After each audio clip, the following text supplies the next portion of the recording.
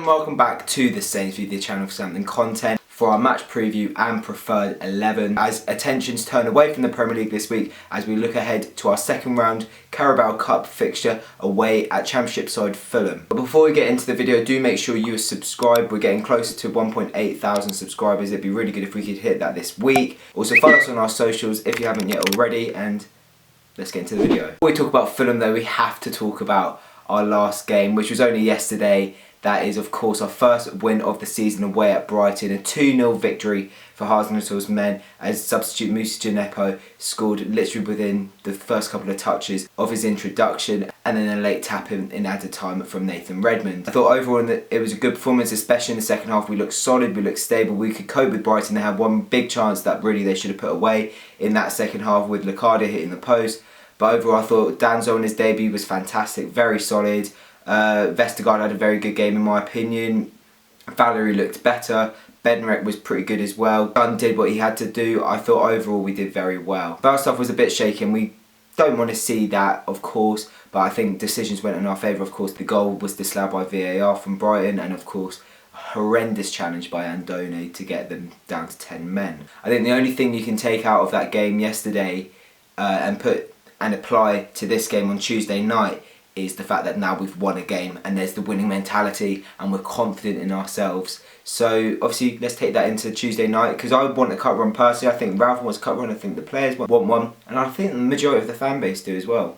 So of course this is the second round of the Carabao Cup, our first game and Fulham's first game in the competition as well. The rule has changed, so because Fulham did not finish bottom of the Premier League, they didn't have to compete in the first round. I don't really understand the rule. Neither side has played in the competition yet this season. Now Fulham, of course, back in the Championship after being relegated last season. They've had an okay start to the Championship. They're firmly in the playoffs with 3 wins and 2 defeats. Caballero from Wolves has looked like a decent signing for them. He's scored a couple of good goals. Knockout on loan from Brighton.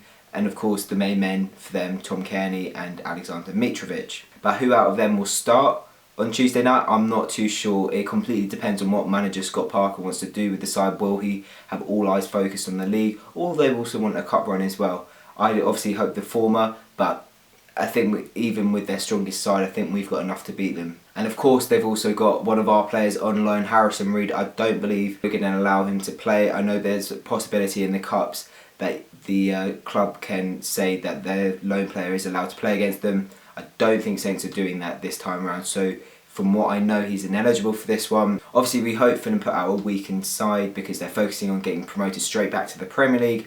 But I think we just have to assume that they put out their strongest possible side and we have to cope with that. Now, we did have 2 very, very different games against them last season. The first one was Mark Hughes' penultimate game as Southampton manager, a 3-2 defeat at Craven Cottage. It was also Claudio Ranieri's first game as Fulham manager. Defensively abysmal. Offensively we looked okay. Of course Stuart Armstrong scored 2 goals, one of them that absolute rocket.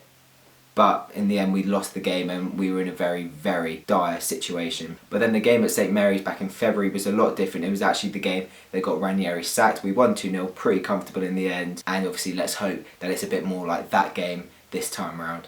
But like I said earlier, I don't think we can use much from the Brighton game in terms of taking it into this one, because I think it's going to be a completely different side. I think it's going to be a different type of game as well, really. But I do think with some of the players that come in who didn't start on Saturday, I think they've got a chance to prove to the manager that they deserve a place in the starting lineup against Man United on Saturday. And let's go into that now. This is our preferred 11. Of course, we can't do 2 videos at a time. It's just too much work with the deadline. Now, this is a 4-2-2 formation. I think we could alternate between a 4-2-3-1 or maybe go farther back. But I'd like to see a positive side against a weakened Fulham side that I'm expecting. So in goal, I would put Alex McCarthy. I think Angus Gunn has had 2 good games and 1 poor game in the league so far. So overall, a pretty good start from him. But I do think Alex McCarthy is a good backup. He deserves some game time and he's a very good goalkeeper to have to come in for these games if he is going to end up being our cup keeper. At right back, I'd like to see Cedric play. A lot of fans were calling for him to replace Valery, as Valery's performances at the start of the season haven't been up to his standard. Of course, we haven't really seen much of Cedric under Ralph Hasenhüttl. He pretty much went on loan to Inter Milan straight away. Saw a bit of him during pre-season. He looked good, I thought. So I think this is a no-brainer for him to start. And I think if he does well, he can definitely warrant himself a place for the starting lineup against Man United on Saturday. At centre-back, I'd like to see Kevin Danso, brilliant on his debut against Brighton, but not playing in his natural position. He played at left-back, so you could see the defensive qualities he's got. He just wasn't that offensive because, well, he's not an offensive player. So if we could see him in his natural position, I'd be very interested to see how he copes. Obviously, he can win a lot. He's 6'3", looks very physical, and he looks like he's got a good football brain on him. So I'm excited to see him play at centre-back for us. And alongside him, I'd like to see Maya Yoshida. A bit of experience in what seems to be a young side would help. Good player when he needs to come in. I thought he did well against Liverpool. Unlucky not to start against Brighton. I think he definitely warrants a start. And then at left back, I'd like to see a first team debut for Jake Vokins. Now, Ryan Bertrand missed out on the Brighton game with an ankle injury, so that clearly paves the way for him to play in this one. You'd like to think that against Man United, if Bertrand's still injured, Danzo will play at left back again. But in this case, I'd like to see Vokins play. He had a fantastic pre-season. He's looked pretty good in his first couple of games for the under-23s as well.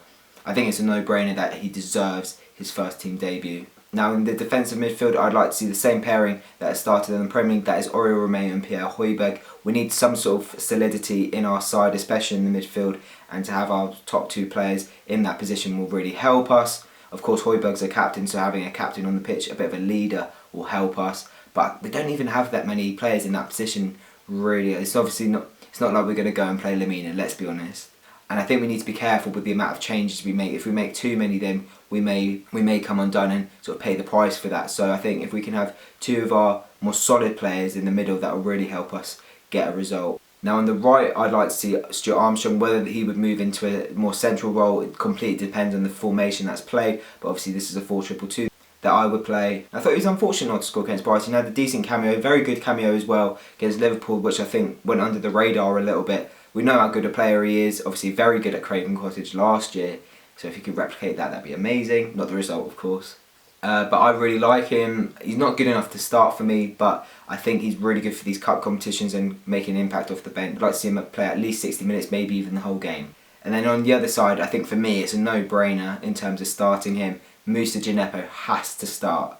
Has to start. A world against Brighton within a couple of touches of his introduction. He deserves a start now. I can understand why Ralph held back because he was unfit, because he's only just come back from the African Cup of Nations. But I think now he looks ready. We need to see what he can do from the off. I think against championship level defenders, he could have a field day. Now he probably won't play as a striker. If he starts, it'll be a different position. But he did come on and played quite a forward role against Brighton, and that's Sofiane Boufal, like Djenepo, big involvement off the bench on Saturday, and it's so good to see how up for it he looks. He looks so determined to be part of this team, and I think if we can make another impact from the start, he definitely asked the question of whether he deserves a start against Man United on Saturday. Now finally, the other striker I'd play is Che Adams. I think, like I said before, we can't make too many changes, and he looks fit. I think he can definitely cope with 2 games in 3 or 4 days. And of course we want to see him get his first goal. That's all what we're all waiting for. He's obviously waiting for it as well. He had a couple of good opportunities against Brighton,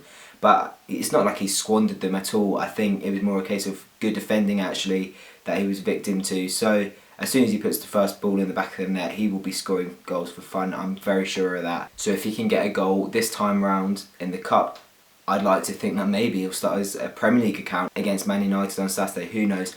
But I think it's important that we have Adams or Ings up front. You know, you could argue Obafemi deserves a start, but personally, like I say, I can't have too many changes in this side. I want to see the Cup run, and Obafemi's good off the bench, and if Adams looks tired, it's natural that we bring him on. Alright guys, that is the end of the video. Let us know who you'd start against Fulham on Tuesday night, and what your score predictions are. Do you want a Cup run as well? Let us know in the comment section below. Remember to leave the video a like if you have enjoyed it, subscribe if you're new, follow us on all our socials, and we'll see you on Tuesday night.